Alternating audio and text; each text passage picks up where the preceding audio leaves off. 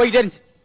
விமானத்துல பைலட் சொன்னார், இல்ல விமானத்துல வெயிட் அதிகமா போச்சு, யாராவது 3 பேர் கூச்சா தானே எல்லாரும் தப்பிக்க முடியல, இல்ல எல்லாரும் செத்து போயிருந்தா அப்படின்னு சொன்னா, ரஷ்யாக்கார நான் குதிக்கிறேன்னு சொல்லிட்டு வேமா வந்தான். லெனின் வாழ்க, ரஷ்யா வாழ்க அப்படின்னு குதிச்சிட்டான். அடுத்து இங்கிலாந்துக்காரன் வந்தான், எலிசபெத் ராணி வாழ்க, இங்கிலாந்து வாழ்கன்னு அவன் குதிச்சிட்டான். அடுத்து இந்தியாக்காரன் வந்தார், மகாத்மா காந்தி வாழ்க, இந்தியா வாழ்கன்னு சொல்லி பக்கத்து நாட்டு ஜப்பான்காரனை தள்ளி விட்டான். போயிட்டு போனா நீ எப்படியும் போய் சேர்றா அப்படின்னு சொல்லி. பஸ்ல ஒரு அது வித்தியாசமா இருக்கும். நீங்க பஸ்ல சின்ன பிள்ளை மட்டும் ஊருக்கு கூட்டு போறே கஷ்டம். அன்னைக்கு ஒரு பையன் பஸ் அங்கிட்டு ஓடுறேன் அங்க தவிரான், அவங்க அப்பா கோவம் வந்துருச்சு, பேசாம ஒரு இடத்துல ஓங்கி அடிச்சா மெட்ராஸ் போய் விழுந்துருவேன். அந்த பக்கம் ஒரு ஆள் வந்து கொஞ்சம் மெதுவா அடிங்க, நான் திருச்சி வரைக்கும் போனேன்.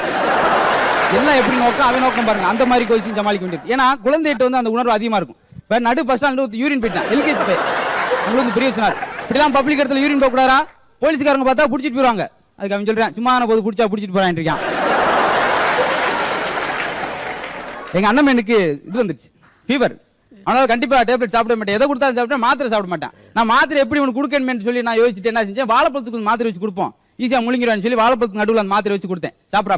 சாப்பிட்டான். எப்படி இருந்துச்சு அப்படின்னா, வாழைப்பழம் நல்லா தான் இனிப்பா தான் இருந்துச்சு, உள்ள இருந்து விதை தான் கசந்து துப்பிட்டே அப்படின்னா.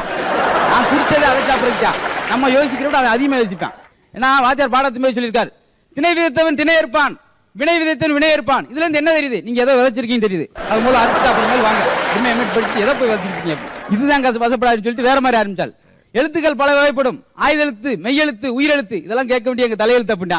அந்த எம்எட் படிச்சு என்ன மூடி வச்சுட்டு முறுக்கு வியாபாரம் பண்ணி பொழைச்சிக்கிட்டு இருக்காரு பாவம். வாத்தியார் சொல்லி அப்படி பேசிக்கிட்டே தெரியுங்க எப்படி இருக்கும். அவங்க அப்பா சொன்னார், நீயும் ரமேஷ் படிக்கிற வகுப்பு ஒரே வகுப்பு தானே, ஆமா ஒரே வாத்தியார் தானே, ஒரே ஸ்கூல் தானே, அப்புறம் அவன் 90 மார்க் எடுக்கிற, நீ 15 மார்க் எடுக்கிற, அப்பா வேற இல்ல, அவங்க அப்பா அறிவாளி, நீ வந்து சேர்ந்துருக்கு தனி முடிச்சுதானமா, அப்படித்தான் இருக்கும்.